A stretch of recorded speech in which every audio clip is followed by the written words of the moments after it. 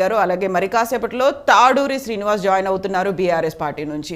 Governor ప్రసంగానికి ధన్యవాదాలు తెలిపే తీర్మానంపై అసెంబ్లీలో వాడివేడి చర్చ జరిగింది. ప్రతిపక్షాలు ప్రభుత్వానికి మధ్య మాటల తూటాలు పేలాయి. ఇక ఈ రోజు కూడా పవర్ పాయింట్ ప్రెజెంటేషన్ కి సంబంధించి అధికార పక్షం సిద్ధమైంది. ప్రతిపక్షం కూడా మాకు పవర్ పాయింట్ ప్రెజెంటేషన్ కి అవకాశం ఇవ్వాలంటూ కోరుతోంది.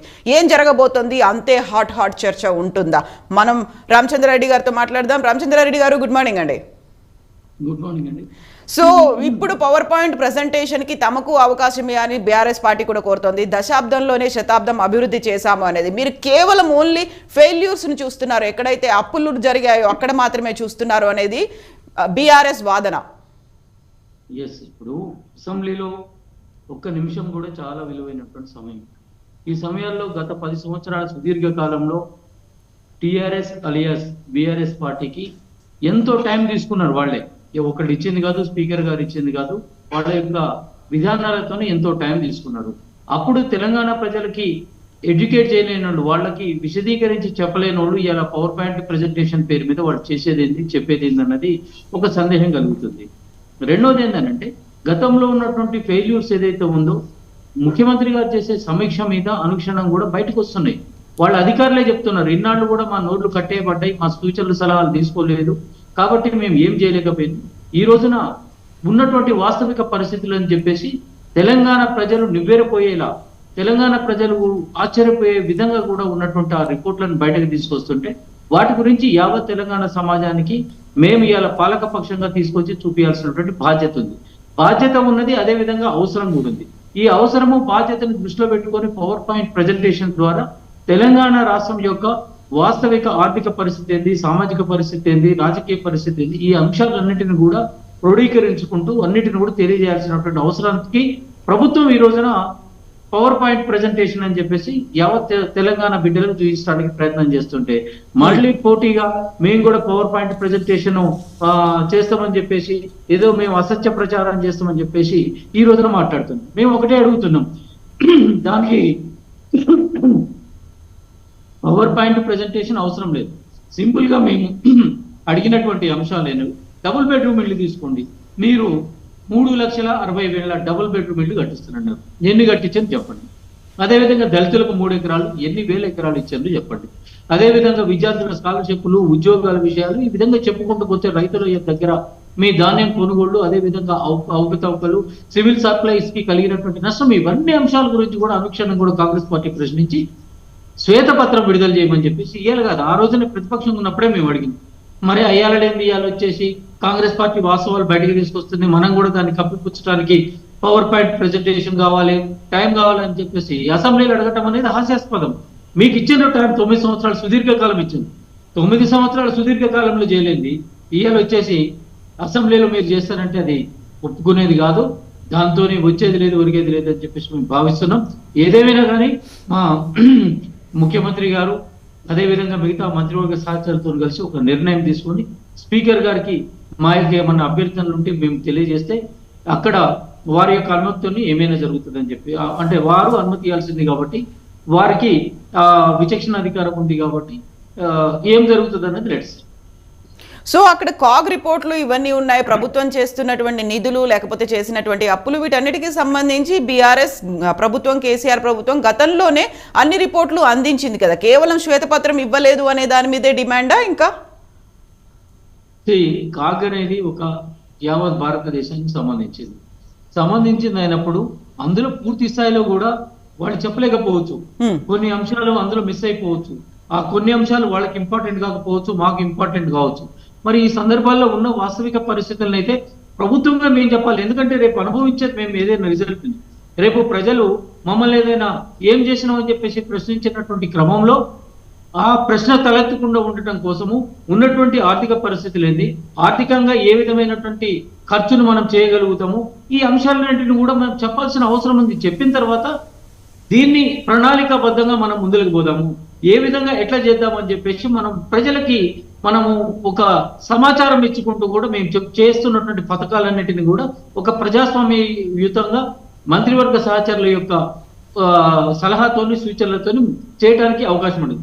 అంతే తప్పితే కాగ్ అనేది ఒక 4-5 అంశాలను తీసుకొని 4-5 అంశాల్లో రిపోర్ట్ ఇచ్చింది, దాన్నే ప్రామాణికంగా తీసుకుంటామని చెప్పేసానంటే కాగ్ కంటే కూడా మన వాస్తవిక పరిస్థితులు మనకు బాగా తెలుసు. ఎందుకంటే కాగ్ ఇది ఒక రాష్ట్రం కాదు, యావత్ భారతదేశంలో ఉన్నటువంటి వాటిని కూడా ఆడిట్ చేయాల్సినటువంటి అవసరం ఉంది. వాటన్నిటిని కూడా ప్రాక్టికల్ గా వాళ్ళకి లేదు, ఓన్లీ ఆన్ పేపర్ ఉన్నటువంటి పరిస్థితులను మాత్రమే వాళ్ళు ఎక్స్ప్లెయిన్ చేయగలుగుతారు, లేకుండా ఉంటే ఆడిట్ చేయగలుగుతారు. కాబట్టి ఈ అంశాలన్నీ కాకుండా ఈ బడ్జెట్ ని రూపకల్పన చేసిన అధికారులు ఉంటారు, పథకాలకి డబ్బులను అలొకేట్ చేసిన అధికారులు ఉంటారు ముఖ్యమంత్రి గారి అనుమతితోని, వాటిని ఖర్చు చేయడానికి ఎట్టెట్లా ఖర్చు చేయాలని చెప్పేసి ప్రణాళికలు రచించిన వాళ్ళు ఉంటారు, ఎక్కడ దుర్వినియోగం అయిందని చెప్పేసి గొంతెత్తడానికి ప్రయత్నించి వైఫల్యం చెందినటువంటి నాయకులు ఉంటారు, అధికారులు ఉంటారు. వీళ్ళందరి యొక్క సమిష్టి డిస్కషన్ తో ఒక చర్చతో మాత్రమే వాస్తవాలు బయటకు వస్తాయి. సో మనతో పాటుగా తాడూరి శ్రీనివాస్ గారు జాయిన్ అయ్యారు బీఆర్ఎస్ పార్టీ నుంచి. శ్రీనివాస్ గారు, వెల్కమ్ టు ద షో అండి. ఇప్పుడు శ్వేతపత్రాన్ని బీఆర్ఎస్ ప్రభుత్వం గతంలో ఎందుకు రిలీజ్ చేయలేకపోయింది? కేవలం కాగ్ రిపోర్ట్నే పట్టుకున్నారు. కాగ్ అనేది దేశవ్యాప్తంగా ఉంటుంది, మనం పర్టికులర్గా ఒక్కో డిపార్ట్మెంట్కి సంబంధించి ఆ డెవలప్మెంట్ ఎలా ఉంది, ప్రోగ్రెస్ లేకపోతే అక్కడ ఉన్నటువంటి అప్పులు, వీటి మీద ఎందుకు గత ప్రభుత్వం ఫోకస్ పెట్టలేకపోయింది? మీరు ఇక్కడ ఒకటి గమనించాలి, శ్వేతపత్రాలు అనేది పొలిటికల్ స్టేట్మెంట్, పొలిటికల్ స్టంట్ ఒకటి.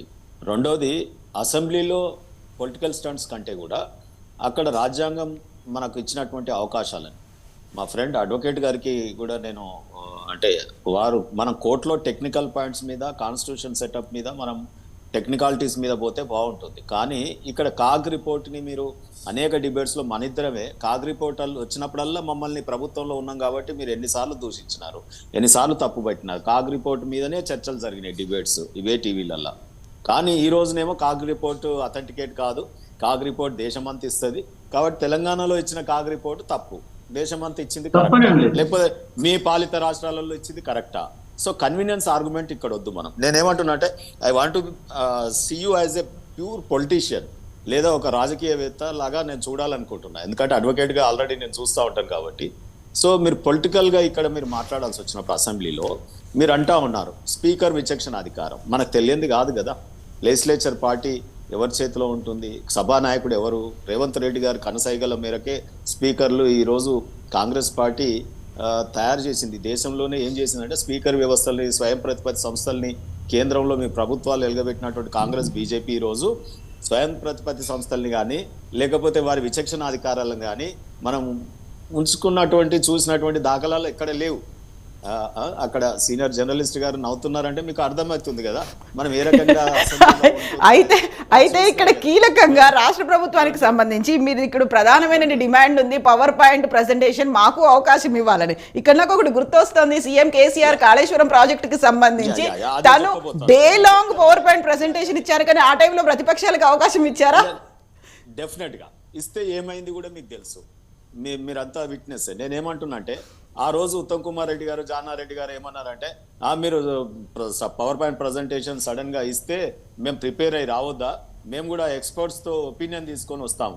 అసెంబ్లీ సెషన్ ఉందంటేనే గతంలో స్టాల్వార్డ్స్ ప్రిపేర్ అయ్యి ఒక్కొక్క సమాధానాలు ప్రిపేర్ అయ్యి వచ్చేవాళ్ళు. సో ఆ రకంగా చెప్పేసి ఓకే వాట్ ఎవర్ ఇట్ మేము కాంగ్రెస్ లెజిస్లేచర్ పార్టీ, వ్యక్తులు కాదు. ఓకే, సో వారు మేము ప్రిపేర్ అయ్యి రాలేదని ఒక మాట అన్నారు. రెండోది ఏమన్నారు, కాళేశ్వరం ప్రాజెక్టు మీద మేము ప్రిపేర్ అయ్యి రాలేదు అనడమే కాకుండా సెషన్ ని పొగిడిస్తామండి, మీరు ప్రిపేర్ అయ్యి రండి వారం రోజుల తర్వాత.